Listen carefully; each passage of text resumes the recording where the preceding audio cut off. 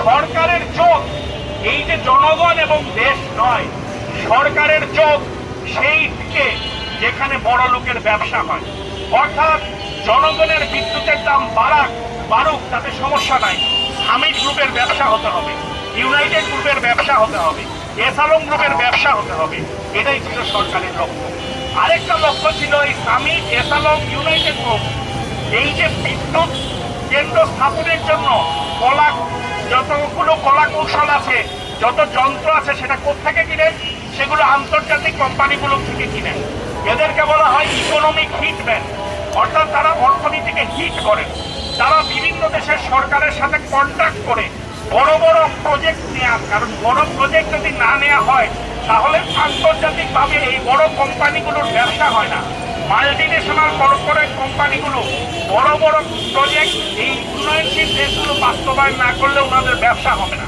ফলে ওনাদের ব্যবসার জন্যই বিদ্যুৎ কেন্দ্রগুলো করতে হবে। ফলে ওনাদের ব্যবসা, সাম্রাজ্যবাদী দেশগুলোর মাল্টিনেশনাল কর্পোরেটদের ব্যবসা, দেশীয় বড় বড় ব্যবসায়ী শিল্পপতিদের ব্যবসা, তাদের জন্য বিদ্যুৎ ক্ষেত্রে একটা বিশাল লুটপাট সংগঠিত চলছে। সেই লুটপাট সাধারণ মানুষ প্রতিবার ভুগছে, আর সাধারণ মানুষ প্রতিবার একটা কথাই শুনছে, আমরা বড় লসে আছি, আমরা বড় লোকসানে, আমরা বড় গরিব দেশ, আমাদের জন্য এইটা থাকে না, আমাদের একটু বাড়াতে হচ্ছে।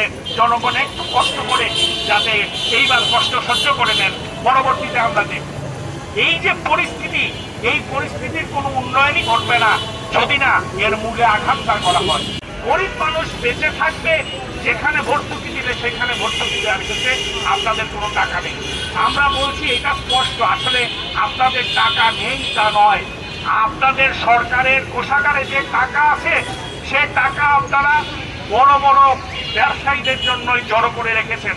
সেই বড় বড় সব ব্যবসায়ীদের সাথেই আপনারা সমস্ত পরিকল্পনা প্রণয়ন করবেন।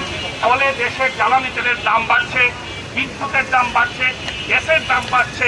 আমরা যদি প্রতিবাদ না করি, আমরা যদি প্রতিরোধ না করি, এটা ক্রমান্বয়ে বাড়তেই থাকবে।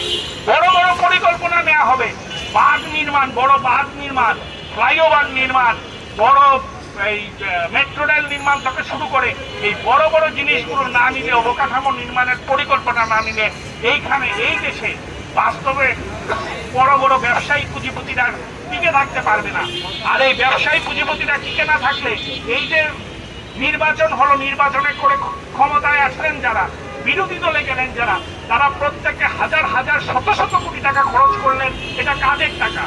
এই টাকা এই বড় বড় ব্যবসায়ীরা তাদেরকে দিয়েছেন এবং এখন ক্ষমতায় গিয়ে সেই বড় বড় ব্যবসায়ীরা এই টাকা তুলবেন। বলে আমরা বলতে চাই, জনগণই ভবিষ্যতে যদি লড়াই করে এটা ঠেকাতে না পারে এবং জনগণ যদি প্রকৃতভাবে নিজেদের রক্ষার জন্য, অধিকার রক্ষার জন্য লড়াই করে না করে, থেকে মুক্তি নেই। বাসদ মার্ক্সবাদী এই লক্ষ্যে আন্দোলন সংগ্রাম চালিয়ে যাচ্ছে, ভবিষ্যতে চালিয়ে যাবে।